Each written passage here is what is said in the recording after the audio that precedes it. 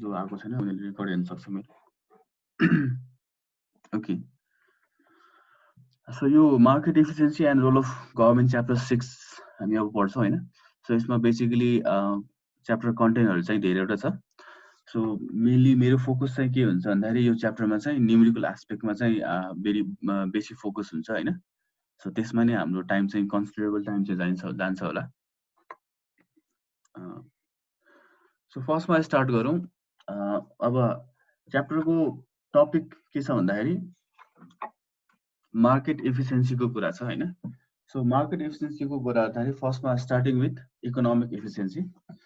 So economic efficiency भन्दाखेरि हामी के बुझ्छौँ त भन्दाखेरि, सो यहाँ एउटा हेरौँ यहाँ के भनेको छ यता स्लाइड भन्दाखेरि, so economic efficiency is when all goods and factor of production in economy are distributed or allocated in an optimal manner which minimizes the waste. So हामीले एफिसिएन्सीको कुरा गर्दाखेरि we talk from two perspectives. One is from the producer side and the other is from the consumer side. So from the consumer side, when the goods and services are distributed in an optimal manner, then it is considered to be the allocative efficiency. And when the goods and services are produced in an optimal manner, then it is considered as the productive efficiency. So दुईटाको combination भनेको it's the economic efficiency. So त्यो हुनाले that's why definition मा हेर्यो भने हामी यहाँ देख्छौँ all the goods and factor of production in an economy are distributed or allocated in an optimal manner which minimizes the waste भनेको छ. So when goods are produced in the least costly manner and distributed to those who value them most. So the second statement देखाउँछ goods are produced in the least costly manner. So this is from the perspective of producer. Producer को perspective बाट हेर्ने हो भने चाहिँ least cost manner मा if the producer is able to produce the goods and services छ भने त्यहाँ efficiency भयो।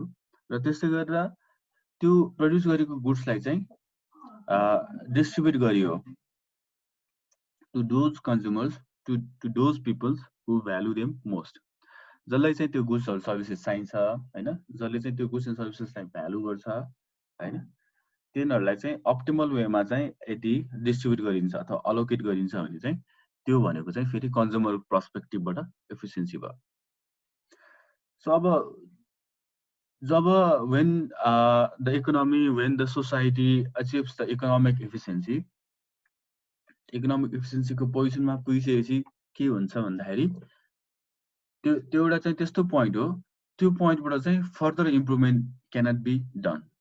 भन्नुको अर्थ त्यो चाहिँ यस्तो ठाउँमा पुगा हुन्छ कि जस्तै इक्जाम्पलको लागि चाहिँ म के भन्छु भन्दाखेरि दुईजनाले चाहिँ तास खेलिरहेछ, दुईजनाले तास खेलिरहेछ भने एकजनाले जित्यो भन्नुको अर्थ अर्कोले हार्नु हो हैन। सो सेकेन्ड पर्सनले गेन गर्नको लागि अभियसली फर्स्ट पर्सनले चाहिँ केही न केही घुमाउनु पर्छ भने जस्तै यो एफिसिएन्सी पोइन्ट त्यस्तो पोइन्ट हुन्छ जहाँनिर चाहिँ यदि एकजनाको वेलफेयर, एकजनालाई अलिकति बेनिफिट इन्क्रिज गर्नु छ भने त्यो सेकेन्ड पर्सनको बेनिफिट चाहिँ नघटाइकन पोसिबल हुँदैन। सो त्यो भनेको चाहिँ त्यस्तो पोइन्ट हो जहाँनिर चाहिँ एफिसिएन्सी चाहिँ इन्हान्स भइसक्यो, सबैले के त पाउनु पर्ने बेनिफिट चाहिँ पाइसकेको छ, अब त्यो बेनिफिट पाइरहेकोलाई फर्दर इन्क्रिज गर्न चाहिँ सकिँदैन। So nothing can be improve without hurting something else चाहिँ हुन्छ यो एफिसिएन्सीको पोइन्टमा। सो मैले भर्खरै भने when we say the efficiency, there is a two part. One is the from the producer side and the other is from the consumer side. अब यहाँ हेरौँ फर्स्टमा productive efficiency, a situation where output is produced at minimum cost. So minimum cost ma if producer is able to produce the goods and services, then it's a productive efficiency. त्यसको लागि required condition के हो भन्दाखेरि if the price of the goods and services is equal to the average cost of goods and services, जुन त्यसको cost हुन्छ त्यसको कस्टको average cost र पर युनिट प्राइस चाहिँ यदि इक्वलाइज गरिन्छ, इक्वलाइज गर्न सक्ने अवस्था छ भने चाहिँ त्यो बेला चाहिँ प्रोडक्टिभ इफिसिएन्सी भयो भन्ने कुरा चाहिँ भन्न सक्छौँ। सो यसको इम्प्लिकेसन के हुन्छ भन्ने कुरा म अहिले आउँछु हैन। यहाँ अहिले यो P equals to price equals to average cost भन्दाखेरि अलिकति एब्स्ट्र्याक्ट फर्ममा चाहिँ अलिकति के भन्छ अलिकति यो आइडियालाई अलिकति के भन्छ अब डाइजेस्ट गर्नलाई अलिकति गाह्रो जस्तो होला हैन। सो त्यो यो कुराको चाहिँ इम्प्लिकेसन के हुन्छ प्र्याक्टिकल इम्प्लिकेसन त्यो भनेपछि अलिकति यो कुरालाई त क्लियर हुन्छ। So productive efficiency exists when producer minimizes the waste of resources. So producerहरूले चाहिँ आफ्नो वेस्टेजहरू चाहिँ मिनिमाइज गरेर लिस्ट कस्टमा चाहिँ यदि सामानहरू उत्पादन गर्न सक्छ भने त्यो बेला चाहिँ प्रोडक्टिभ एफिसिएन्सी चाहिँ हुन्छ। अब आउँछ allocative efficiency. So allocative efficiency भनेपछि सो अघि नै हामीले प्रोडक्टिभ एफिसिएन्सी कुरा गर्दाखेरि we are talking from the producer side. अब चाहिँ हामी अलोकेटिभ एफिसिएन्सीमा चाहिँ we are talking from the consumer perspective. So an allocative efficiency is the state where production represents consumer preference. So allocative efficiency मा चाहिँ consumer को behalfमा allocative efficiency को कुरा गर्छ। allocative efficiency ले allocative efficiency छ भन्नुको अर्थ के हो भन्दाखेरि चाहिँ प्रोड्युसरहरूले चाहिँ consumer को preference अनुसार consumer को need अनुसार चाहिँ goods and services at reasonable price मा चाहिँ produce भइराछ भन्ने कुरा चाहिँ के त देखाउँछ। So यसमा के हुन्छ under this goods and services are produced up to the point where marginal cost is equals to marginal benefit. So marginal cost र marginal benefit. So consumer ले पे गर्ने सामानको पैसा र consumer ले त्यो सामानबाट भ्यालु गर्ने त्यो सामानबाट उले पाउने बेनिफिट चाहिँ यदि इक्वल छ भने चाहिँ त्यो भनेको अलोकेटिभ एफिसिएन्सी हो। अब त्यो यो सामानबाट मैले पाउने बेनिफिट भन्ने कुरा चाहिँ त्यो भनेको के त एउटा पर्सेप्सन हो, कन्ज्युमरको एउटा पर्सेप्सन हो हैन। तर यो कुराले चाहिँ कसरी फुलफिल हुन्छ त भन्ने कुरा अहिले हामी कुरा गर्छौं। Allocative efficiency occurs when the value that consumer place on goods or services, which is reflected in the price they are willing and able to pay, equals the cost of factor resources used up in the production.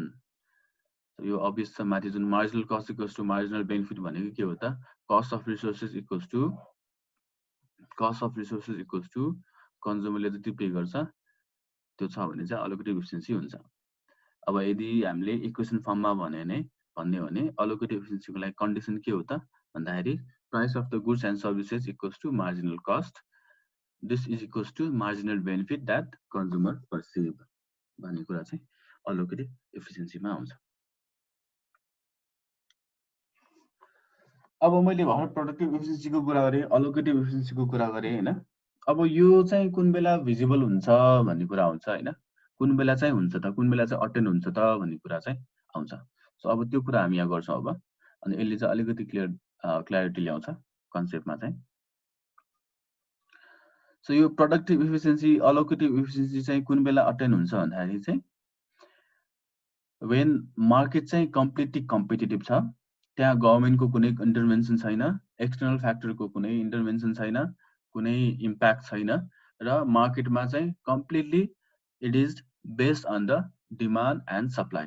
So demand and सप्लाईको बेसिसमा चाहिँ यदि price के भन्छ determine हुन्छ भने चाहिँ त्यसले चाहिँ के अस्योर गर्छ भने त्यहाँनिर चाहिँ प्रोडक्टिभ एफिसिएन्सी पनि छ र अलोकेटिभ एफिसिएन्सी पनि छ। सो डिमान्ड र सप्लाई भनेपछि डिमान्ड भनेपछि we are talking about the consumer side, supply भनेपछि we are talking about the producer side.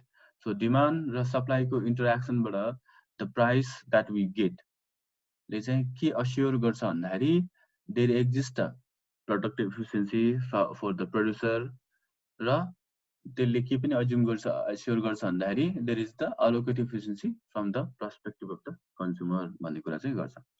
So competitive market is said to be the most efficient market because both productive and allocative efficiency are achieved in the competitive market. So competitive market ensures the maximization of value. So competitive market छ भन्दाखेरि competitive market भनेको के हो where the price and the quantity is determined based on the demand and supply.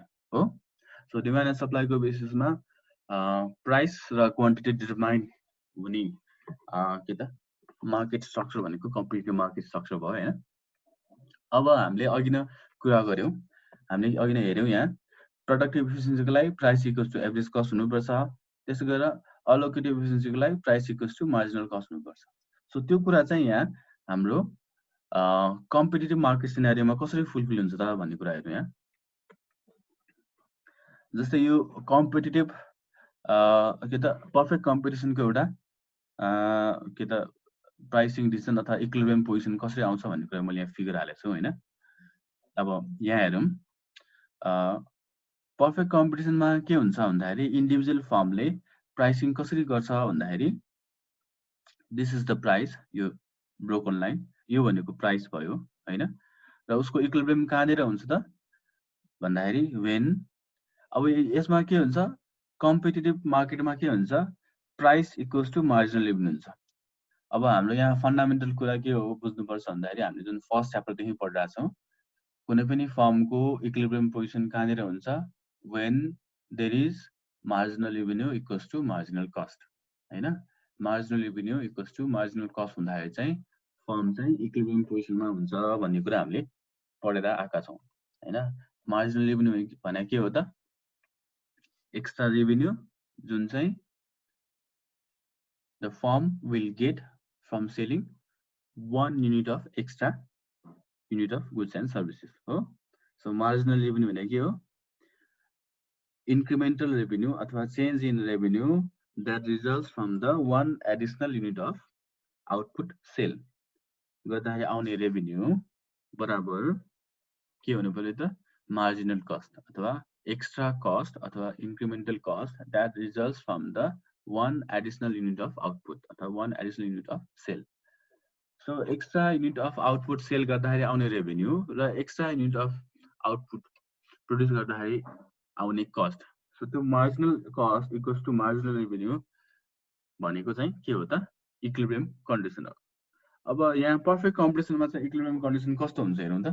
Perfect कम्पिटिसनमा के हुन्छ भन्दाखेरि marginal revenue र एभरेज रेभिन्यू चाहिँ सेम हुन्छ।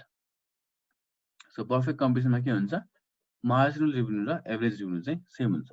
अब यो पर्फेक्ट कम्पिटिसनको कुरा मैले जुन भनिरहेको कुरा चाहिँ अलिकति बुझेको छैन भने चाहिँ आई वुड सजेस्ट 12 क्लासको इकोनोमिक्स बुक हेर्ने और बीबीएस फर्स्ट इयरको इकोनोमिक्स किताब हेर्ने, त्यहाँ चाहिँ पर्फेक्ट कम्पिटिसनको कुरा छ हैन। एकदम बेसिक फन्डामेन्टल हो। त्यो फन्डामेन्टल चाहिँ यसमा चाहिन्छ हामीलाई। अब त्यो पर्फेक्ट कम्पिटिसनको कुरा हामी यसमा यो यो अब यो लेभलमा हामी यो कुरा त्यो पढ्दैनौँ, किताबमा छैन हैन। तर त्यसको कन्सेप्टहरु चाहिँ हामीलाई चाहिन्छ। यो कुरा त मैले फर्स्ट च्याप्टर पढ्दाखेरि पनि सबैलाई भनेको थिएँ। सो अब एकचोटि फेरि मैले के भन्छ रिमाइन्ड मात्र गराएँ एन्ड मार्जिनल कस्ट भनेको के हो मार्जिनल रेभिन्यू के हो भन्ने कुरा हैन। सो बेसिकली पर्फेक्ट कम्पिटिसनमा के हुन्छ त price equals to marginal revenue हुन्छ। सो प्राइस भनेको एभरेज रेभिन्यू भयो हैन। So average revenue equals to marginal revenue अथवा price equals to marginal revenue छ। र इक्विलिब्रियम कन्डिसनलाई के हुन्छ marginal cost cut the price from the below अथवा marginal cost must cut marginal revenue curve from the below भन्दाखेरि अब यो पोइन्टमा हामीले हेर्ने नि के हुन्छ यहाँ price equals to average cost equals to marginal cost छ। So price equals to average cost भनेको के हो प्रोडक्टिभ इफिसियन्सी भयो। Again price equals to marginal cost भनेको के हो अलोकेटिभ इफिसियन्सी भयो। सो यसरी चाहिँ पर्फेक्ट कम्पिटिसन भयो भने अथवा कम्पिटिटिभ मार्केट भयो भने चाहिँ के हुन्छ त अलोकेटिभ इफिसियन्सी पनि हुन्छ र प्रोडक्टिभ इफिसियन्सी पनि हुन्छ। सो यो आज मैले खास थ्योरीमा जाने भनेको त्यतिका धेरै स्लाइड छैन।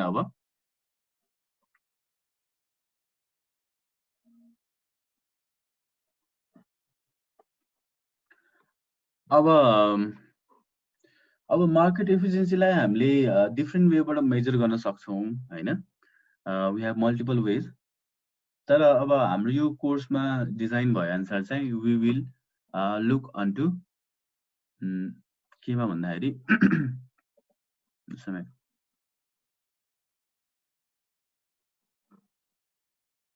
ओके। सो मार्केट एफिसिएन्सीलाई हामीले मेजर गर्दाखेरि चाहिँ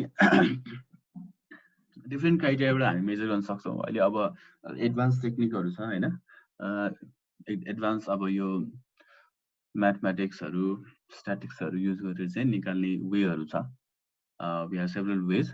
तर अब एउटा one of the most popular criteria for measuring the efficiency is the total surplus. So total सरप्लसको थ्रुबाट चाहिँ हामी मेजर गर्न सक्छौँ। एउटा यो पनि एउटा पपुलर मेजर हो हैन, हामीले यो कोर्समा पढ्ने भनेको यही नै हो। सो टोटल सरप्लस भन्ने बित्तिकै it's the sum of consumer and producer surplus भयो। सो कन्ज्युमर सरप्लस र प्रोड्युसर सरप्लसको सम भनेको के त टोटल सरप्लस भयो।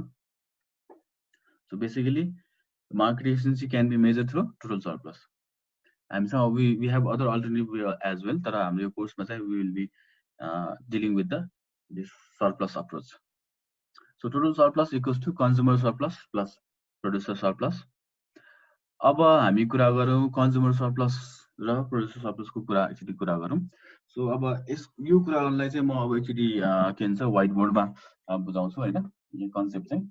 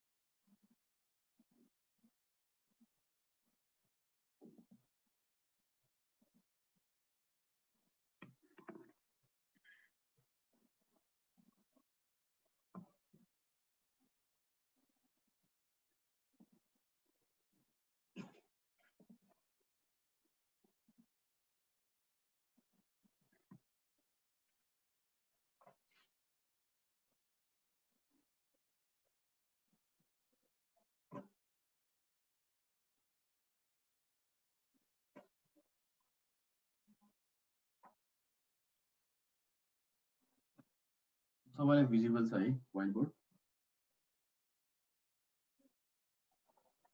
ओके।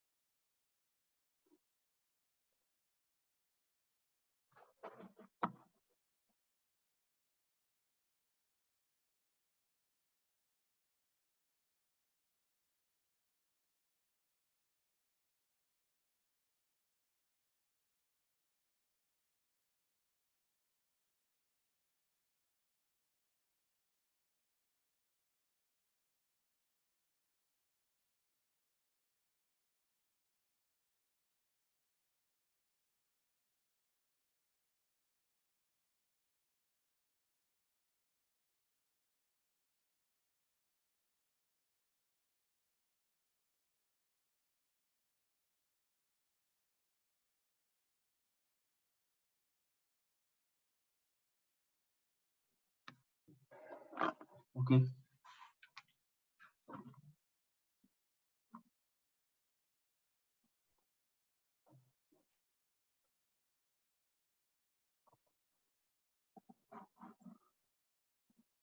मेरो साउन्ड आइरहेछ कि नै अहिले साउन्ड आइरहेछ कि नै मेरो आइरहेछ सर ओके सो पहिला कन्ज्युमर सरप्लसको हामी कुरा गरौँ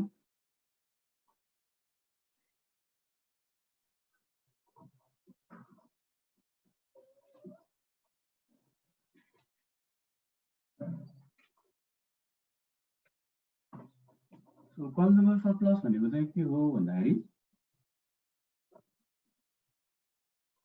यो भनेको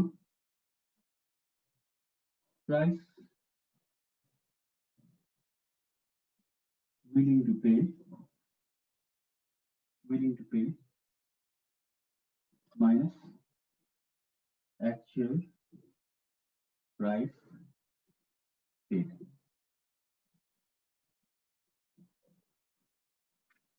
So यो भनेको के हो त भन्ने कुरा चाहिँ अब कुरा गरौँ कन्ज्युमर सरप्लस को बेसिसमा नै we come up with the idea of the demand हैन यो साइडबाट नै हामी हेर्न सक्छौँ भन्ने कुरा so example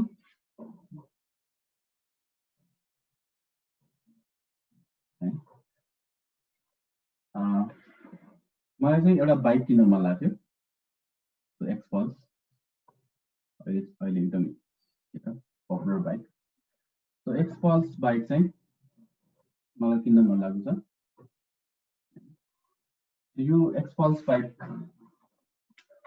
किन्न मन लाग्छ भन्दाखेरि मैले मेरो साथीले रियल टाइममा सुनाउँछु सो एक्सपल्स बाइक सुरुमा फर्स्टमा नेपालमा आउँदाखेरि चाहिँ यो विक्रमन्दमा चाहिँ सो गरेको थियो हैन सो त्यहाँनिर चाहिँ यो हिरो सोरुमले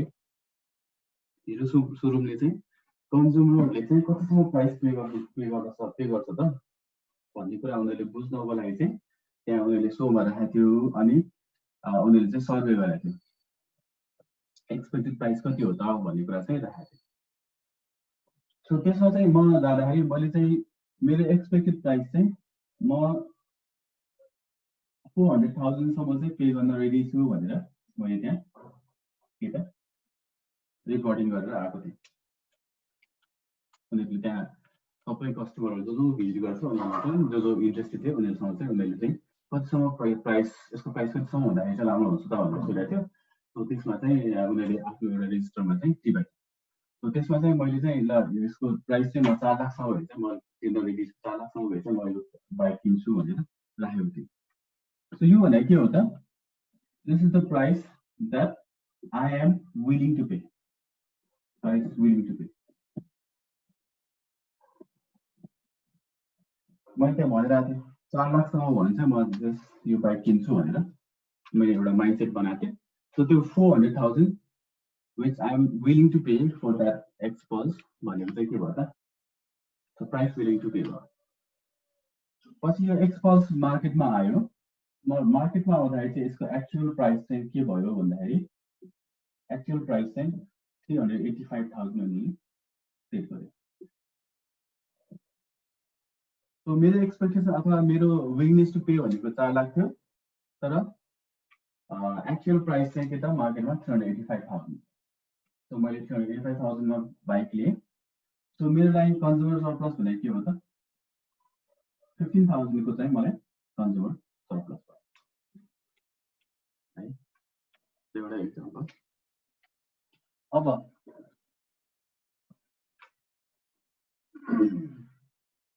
यसलाई एकचोटि सो यो यसमा यो क्लियर भयो हैन अब यसको बेसिसमा हामी फर्दर अलिकति अगाडि जाउँ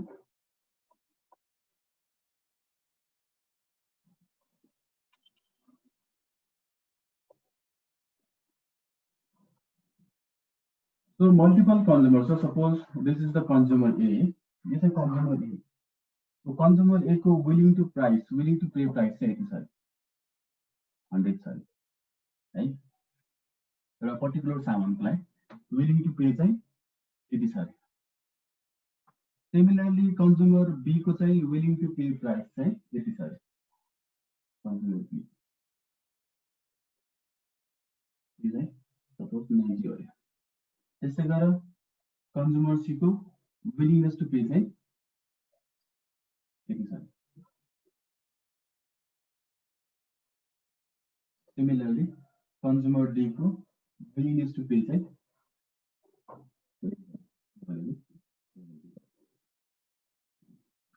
यसरी भयो। So, चारजना कन्ज्युमर छ मार्केटमा, चारजना कन्ज्युमर छ, चारजना कन्ज्युमरको विलिङनेस टु पे चाहिँ डिफ्रेन्ट छ। सो ए कन्ज्युमर ए को विलिङनेस टु पे 100 छ, बी को 90 छ, सी को 80 छ र डी को चाहिँ के छ त भन्दाखेरि 70 छ। अब फर्दर अर्को एउटा कन्ज्युमर छ ई।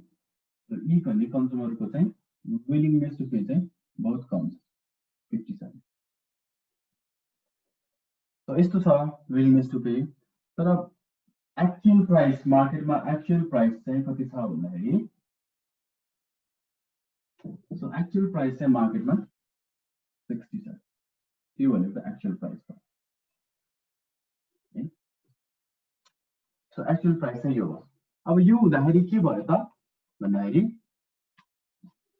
कन्ज्युमर ए को लागि कन्ज्युमर सरप्लस के भयो त 100 माइनस 60। यो पोर्सन भनेको कन्ज्युमर ए को लागि कन्ज्युमर सरप्लस हो। So he was willing to pay 100 rupees but actual price he paid is 60 rupees. So यो चाहिँ उसको लागि के त कन्ज्युमर सरप्लस हो। Similarly, D को केसमा D was willing to pay 90 rupees but the actual price is 60